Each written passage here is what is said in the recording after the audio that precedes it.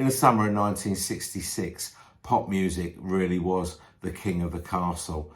So many great bands and musicians making huge strides forward in their development. The Beatles, the Stones, the Who, the Kinks, the Small Faces, Cream, and in America, the Beach Boys and Bob Dylan and the Byrds. And London was the epicenter of the fashion industry at that time, Carnaby Street and all that. Yet in Britain, everything seemed to be a little bit drab and in monochrome. And then two events in that summer changed everything. On the 30th of July 1966, England won the Football World Cup. And then 6 days later, the Beatles album Revolver arrived. And everything from that moment would never be the same. And the world was now in colour. Hello everyone and welcome back to Beatley Tone's Beatles channel. Lovely to have you here. Thanks for joining me for this video. Hope you're all doing well and I hope you're all enjoying your Revolver sets. Now in today's video I'm going to be doing my review of the Giles Martin stereo remix of the album. I'm also going to include in that the remix of Paperback Writer and Rain. Now I know you've probably already seen loads and loads of reviews already. Lots of people have got in early with their reviews, but I wanted to live with this album for a few days to really play it to death and get to know it well before giving my opinion on the remix. Having played the remixed album about 10 times, I should be fairly familiar with the remix by now. And the first time that I played it on my hi-fi back in the house. I played it on vinyl and it sounded amazing. It just blew my socks off. I thought it was absolutely fantastic. I've since played it on CD and I've played it on CD generated lossless files through my headphones. All sounded great. If I've got to pick one of the three, I would say that the vinyl sounded fantastic, but it does depend on what you play your Revolver album on if you're going to get the benefit of all the work that has been done here by Giles Martin and Sam O'Kell. I'd stay away from playing it on your car, on your phone or on your computer. Try and listen to it on your hi-fi, sitting back on the sofa, away from the speakers. I think that is even better than hearing it on headphones, because although headphones you'll hear all the little nuances really close up, what you don't get from headphones is the space, the whole sound stage and hearing it coming at you, because it always sounds fairly centered anyway when you're listening on headphones because your ears are the same distance apart. So anyway, what I'm going to do with this review is I'm not going to be talking about the merits of the album, because we all know it's a fantastic album. I'm sure everyone has got this probably in their top 3 or 4 Beatles albums of all time. But what I am going to do is I'm going to compare the remix version against the 2009 remaster, because that's the one that I think is the best stereo version that we've had up until this point. So that's going to be the comparison point. So I think it's time to get on with my review.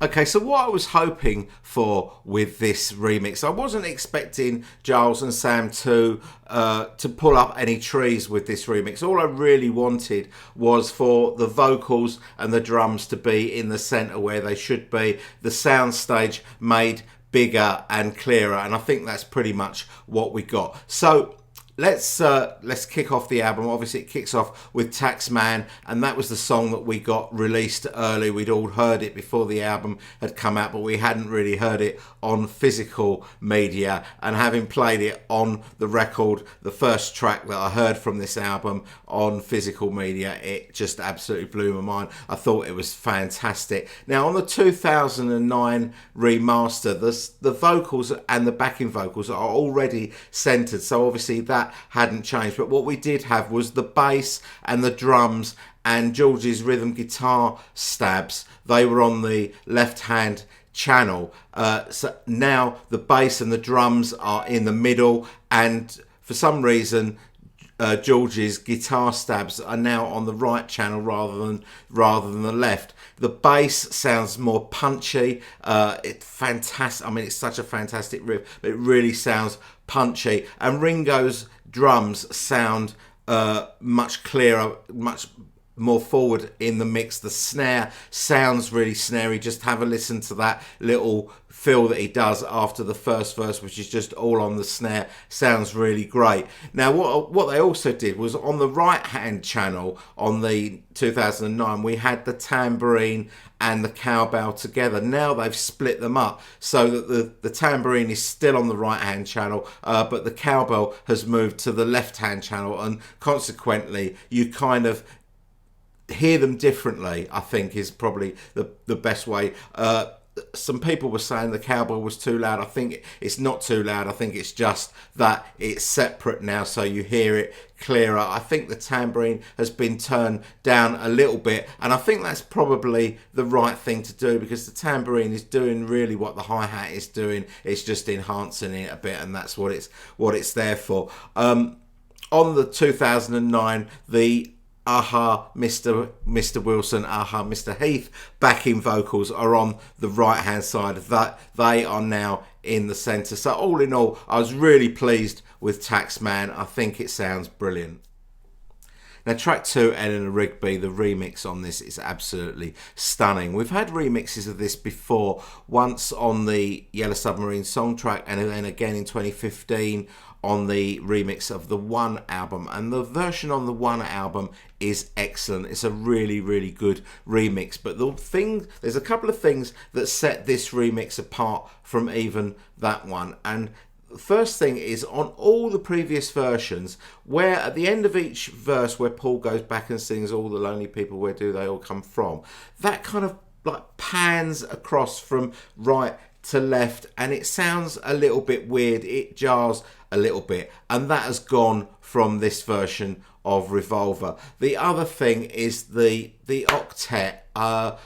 Again, on the One album, the octet sounded fantastic, and again it sounds absolutely fantastic. We kind of get like the high note instruments like violins and violas on the left hand channel, and the low instruments like the cello on the right, and the effect is just fantastic. It feels like you're in the room with the Beatles while they're recording this. Now the 2009 version had this thing where you had the octet on the left and you had Paul's vocals on the right. Obviously the vocals are centered here, and they're centered throughout. They don't do that panning thing. So this is a big thumbs up for me, and again, I really love this remix. So moving on to track 3, I'm Only Sleeping, and I have to say that this one has taken a little bit of getting used to for me, because it is very different to the 2009 remaster. I'm pretty sure that they've brought down the level in terms of volume of John's lead vocal, and generally the song is less bright than the 2009 remaster. We're used to the song opening up with that big jangly guitar chord, and that is much more subdued on this mix. And I'm wondering whether they've done that because of the sort of the subject matter. You know, it's about sleeping, it's about dreaming. Do you want this great big bright soundscape, or do you want it to be a little bit more subtle? Maybe that's the reason, I don't know, but I'm not sure if I prefer it regardless. But where this mix does win, it wins in two aspects, and one is the fact that the vocals, both lead and backing, are centered, whereas on 2009 you've got the vocals over on the right and the instrumentation over on the left hand channel, and here we've got them right in the middle. But the other thing is that I was listening out for it, and I'm sure you were listening out for it as well, that little bit at around 1 minute 25 when John sings lying there staring at the ceiling, that little bit of backwards guitar that has been missing from every single stereo version of this song. And boom, it is here. So that's really good. So that kind of shows that they've used the mono template to create the stereo remix, which is good, and hopefully nothing is missing that we usually find on the mono that has always been missing on the stereo here. So that's the good thing. The other thing that I really like is I really like the main backwards guitar solo in the middle of the song. The way they kind of pull it in from the right so it's in the center, then they pull it in from the left so it's in the center. That's really good. I really like that imaging that they've done with that. So I think all in all, it's probably a thumbs up for I'm Only Sleeping. But if you are struggling with it a little bit, play it a few times, listen to it, and maybe it will drop. It has kind of dropped for me, I think, now.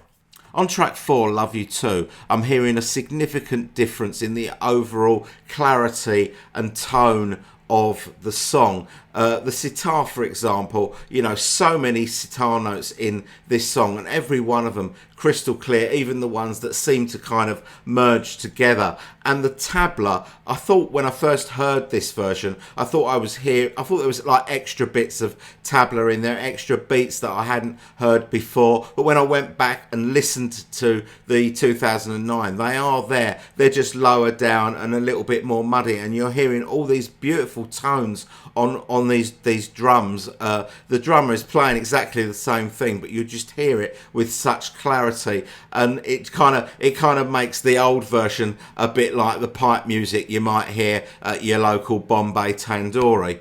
But the vocals on Love You Too are not that different at all. They're still as clear as they were on the 2009. They're still the same volume, and whereas on the rest of the record so far we've heard the vocals being centered, they're not. They seem to be coming out equally from the left and the right speaker, and that was the case in 2009 and also on the Yellow Submarine song track version. So I'm not noticing too much difference in the vocal, but musically the song has changed for me. Much more clarity, much more depth, and much more tone. Again, it's another winner for me. Love You Too.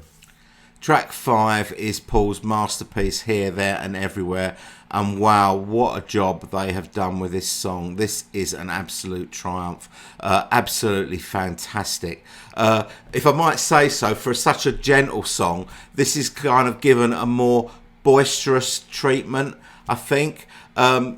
Firstly, Ringo's kick drum, which is absolutely buried in the 2009 remaster, is coming through loud and clear here. Well, not so much loud, but definitely clear. You can hear it subtly in the background, giving support to Paul's bass runs, which also, you know, I not really noticed them before on previous versions of this song. I hadn't realised that he does some quite nice little bass runs. And also Ringo's tom-tom fills kind of come to life in this in a very, very subtle way. A very sort of dry sounding feel that he does on this song. The harmonies are absolutely pristine, almost choral like. Absolutely beautiful, really beautiful. George's electric guitar phases that come in and out of the song, I think they cut through a little bit stronger on this than they did on the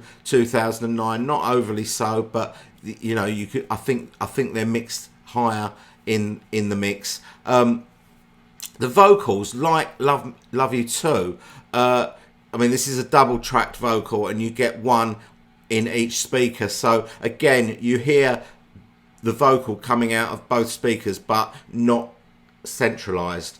So absolutely love this. It's stunning. It is stunning. So Here, There and Everywhere, another big winner for me. So track 6 is Yellow Submarine, my least favourite song on the album. I did say at the top of the video that I wasn't going to talk about the merits of the album, but I just can't help myself. It's been a real bugbear of mine forever that on the Beatles' most mature album to date, they put Yellow Submarine, which is basically a kiddie's song. It could have been a standalone single, and we could have had Rain in its place. Imagine the antidote to Here, There and Everywhere if you had the thunderous rain, and yes, I did mean that pun, the thunderous rain in between Here, There and Everywhere, and She Said, the impact of that would have been phenomenal and make the album even better than it is. But it is what it is. Yellow Submarine is part of all our childhood as much as The Wheels on the Bus or Gray's Knees in the Playground. It is what it is. Anyway, the song itself, the first thing that we noticed that on beat 1, that missing G chord is there.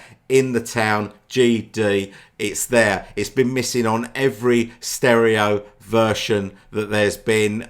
It was missing even from the Yellow Submarine songbook remix. It was missing from the One album remix, but it's here. It's back where it should be. So on beat 1, you get that G chord that has been missing for so long. I noticed that the tambourine that intersperses that intro is mixed lower in the mix than the 2009, but Ringo's kick drum comes thumping in as it should do, and it's just such an integral part of that song. It's really important, it's powerful, and it really adds the meat to the track. Now, the other important thing that is on the 2009 version, Ringo's vocal is stuck on its own in the right hand speaker with all the music all bung together in the left hand speaker. Now it is centralized. Ringo's vocal is centralized, which is really important. And the other thing that we notice is that the bit after the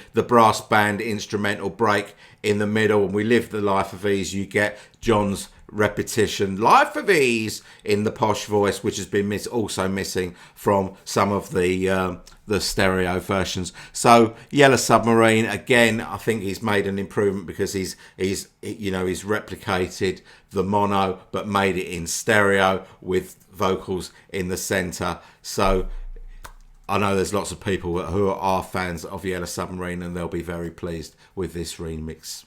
So we've arrived at the end of side 1, She Said, and without any shadow of a doubt, this is the most controversial or the most radical remix on the album. It is really going to divide people, I think. For me, it took me at least 5 plays for it to get in here, and I'm really liking it now, but it wasn't the case right at the start. I thought, no, Giles, you've made a mistake here. It is too clean for its own good, because I've always thought of this song as being a bit dirty and a bit rough and ready. And but the cleanliness comes from the clarity in the guitars, the clarity in the vocal, which is higher up in the mix, and the clarity in Ringo's drums, which are also higher up in the mix. Now, there are bits of Ringo's drumming that have been toned down. I think the bits where you're making me feel like you've never been born. You're making me feel like you've never been born.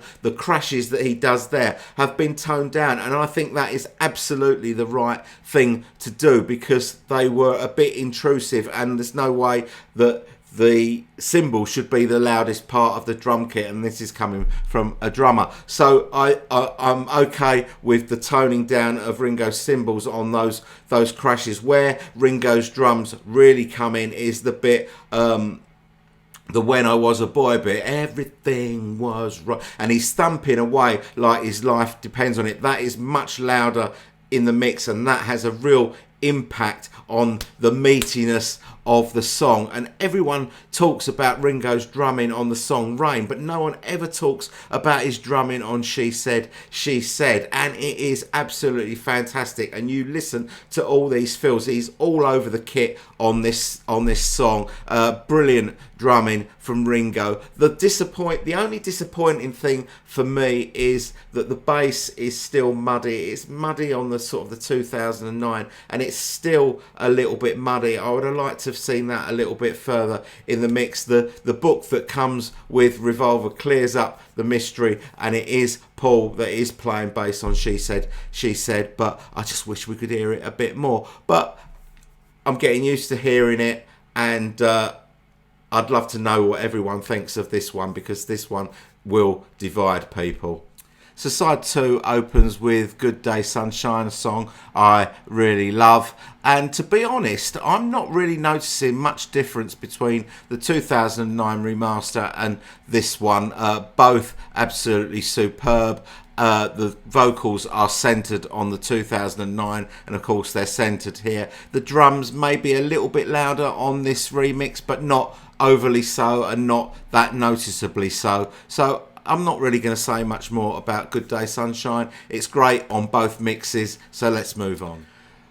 Track 2, side 2, the fantastic And Your Bird Can Sing, one of my real favourites on this album. I always think of this song as being a bit of a sister song to She Said, or the other way round. They're both sort of very guitar orientated songs, and not too much has changed on this song. The main thing being that on the 2009 remaster, John's vocal is stuck over on the right hand side. On this version, it's in the centre where it should be. The level of Ringo's drums has been brought up a little bit, but not too much. It adds a little bit of weight to the song with the drums being a little bit louder, but everything else is pretty much the same. That key change on You Tell Me You've Heard Every Sound There Is still absolutely fantastic. My favourite bit of the song. Love it, love it, love it.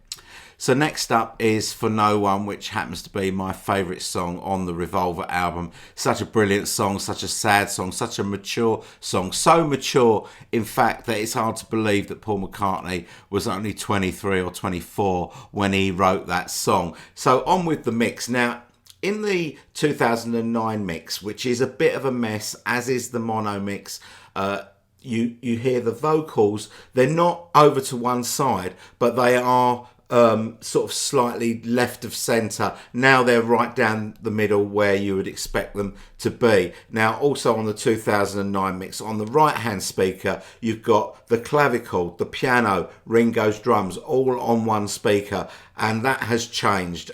So what they've done is with the clavichord and the piano, they've split them between left and right, so you hear them coming out of both speakers, but they're not centered. And there seems to be some sort of enhancement on the bass notes, which I think is being played on the piano, and you hear that right from beat 1. So you notice that there's something different right from the beginning of the song, and those bass notes on the piano sound absolutely fantastic as they descend down the chords in the song. They sound really fantastic. Ringo's drums have been moved from the right hand speaker to the left. On the 2009, only his tambourine was on the left hand speaker, so consequently you hear his kit much better. I can hear now that he's playing kick drum. You can hear it subtly in the background going ba-boom, ba-boom, ba-boom. And what I hadn't noticed before is that throughout the song, but you hear it more prominently during the French horns solo, which I'll come to in a minute, that he is opening the hi-hat with his stick, so he's tss, tss, tss, throughout, and I hadn't really noticed it. I went back to the 2009 and I can just about hear it, but because it's on the same channel as the clavichord and the piano, his drums are generally just more buried in the mix, so you can hear his kit much better and the song is much better for it. Now Alan Civil's French horn solo is as beautiful as it's been on all the mixes. Sounds really, really fantastic and just stands out as one of the highlights of the song. I think that Paul's bass has been toned down a little bit from the 2009. I think it was much louder in the 2009 mix. You can still hear it, but it's just not as prominent. But basically, I still think that this is a really great mix of For No One. I really love it, and it's still my favourite song on the album. So track 5 on side 2 is Dr. Robert. Now for me, Dr. Robert, I've always considered to be one of the weaker songs on the album. It's not a weak song by most people's standards, but just compared with the other wonderful songs that are on this album, I've always thought it's a bit of a lesser song. But not anymore. It's really gone up in my estimation, and that's purely on the basis of this mix and what this mix has brought out. It's brought out a much better vocal from John. He sounds absolutely pristine in his vocal. Now, how have they changed that? Well, on the 2009, Paul and John's vocals were in the right-hand speaker only. Now they're both in the middle. Paul's bass has moved from the right-hand speaker to the middle, and the guitars have moved from left of centre to the right-hand speaker, and I think they've gone up a bit in level, and the song is all the better for that. It sounds like a real good rocking guitar song. I really like it. The Well, You're Feeling Fine, sort of middle eight on the 2009, that kind of came out of both speakers, that nice, really nice harmony, and this mix has stayed faithful to that. They are still doing the same thing. I can't really notice anything extra or different in the drums, but just the overall sound of this mix I really like a lot, and I like Dr. Robert a lot more than I liked it before I heard this mix. So next up is George's I Want to Tell You, and on the 2009 mix, this is a very unbalanced mix, I think, because you've got the fade-in guitar, the drums, the piano, all on the left-hand side, and on the right-hand side you've got George's lead vocal and the harmonies and the bass. Now, right from the start of the new mix, you notice something different straight away, because that fade-in guitar, it starts over on the right, and halfway through it's in the middle, and it ends up on the left-hand side just before the vocals come in. And when we hear that, we hear the fade out of that riff at the end of the song. It does the exact opposite. It starts off in the left, then it's in the middle, and by the time the song is fading out to nothing, it's over on the right-hand side. George's vocals have been centered in the main part for this song, although the middle eight bit, I know you well, that bit there, again, we've got that, it's back on the right hand side. Now, I don't know why that is. Maybe they couldn't do the separation on that part, I don't know. But Paul's bass is throbbing throughout this new mix. You hear it really well, and it sounds great. Again, I'm not noticing anything more in the drums, apart from you can hear Ringo's backbeat on the kick drum very clearly in this mix, whereas you can't hear it quite so well in the 2009. I think it's a real improvement on the song. It's not perfect, but it has improved the mix on this new 2022 mix. So we've arrived at the penultimate song on the album, Paul's Got to Get You Into My Life, and what a fantastic song that is. But on the 2009 remaster, we get a really unbalanced mix, in my opinion, because the horns are just so loud, so high in the mix, and you only get them on the right hand speaker. On the left hand speaker, we get the bass and the drums, and the vocals on that 2009 mix are actually in the centre, and of course they are still in the centre on this new mix. But what they've done with the horns on this new mix is that they've toned them down a little bit, and instead of them just being on the right hand speaker, they're now coming out of the right and the left speaker. So even though they're smaller, they're actually bigger because they fill the whole soundstage, which is great, and that is a really big improvement. The drums and the bass, they move to the middle of the soundstage, which is where they should be, and Paul's bass is really pulsating. It's great. You hear it really clearly, and it's quite prominent in the mix, and I really like that, and that is the right thing to do, because this is a Motown style song, and if you listen to any Motown song, the bass and the drums are quite high in the mix, and that's what gives those songs their sort of danceability, I suppose, if you like. The vocals are really clear and no longer sort of swamped by these really loud horns, so you get a really good vocal. So I think this is a really good mix for Got to Get You Into My Life. I like this mix a lot. Ever since we got wind that there was going to be a remix of Revolver, my first thought was, what the hell are they going to do with Tomorrow Never Knows? Because there's so much potential for twiddling and fiddling with all the tape loops and the sound effects and stuff like that. There was potential to do something really radical with this song, and it would be churlish of me to try and analyze each of those tape loops and sound effects and compare one version to the other. So I haven't done that. I would be here for weeks. So I'm just talking about the overall feel of this song, and my opinion is that I haven't done very much to it at all. I think there's a slight improvement in Ringo's drums on this. I think the kick drum and the tom-toms are slightly more beefy, but apart from that I can't really tell what they've done to it, and I think they've probably looked at the 2009 remaster, and in my opinion that is a pretty perfect version of Tomorrow Never Knows, and thought if we do anything to this, it's a bit like touching up the Mona Lisa or putting Go Faster stripes on a Mercedes. There's no point. So I think that Tomorrow Never Knows, I'm a little bit disappointed that they haven't tried to do something radical with it, but on the other hand I'm quite pleased that it's pretty much as was, which was perfect. So Tomorrow Never Knows, it wins just on the fact that they've done nothing with it. So I know at the top of this video I said that I would be including my reviews of the remixes of Paperback Writer and Rain, but I've already rattled on for 30 minutes and that's long enough for this video, I think. So I'm going to hold my review of those two songs over to the video that I'm going to do about the sessions. I'll include it in that video, and that will be coming in 2 or 3 days. So my overall thoughts of the Revolver remix is I think it is really good. At long last we have got a really good mix in stereo of the Revolver album, and this will be my go-to for the stereo Revolver going forward from here. But I want to hear what you think about it down in the comments. Please tell me what you think of the Revolver remix.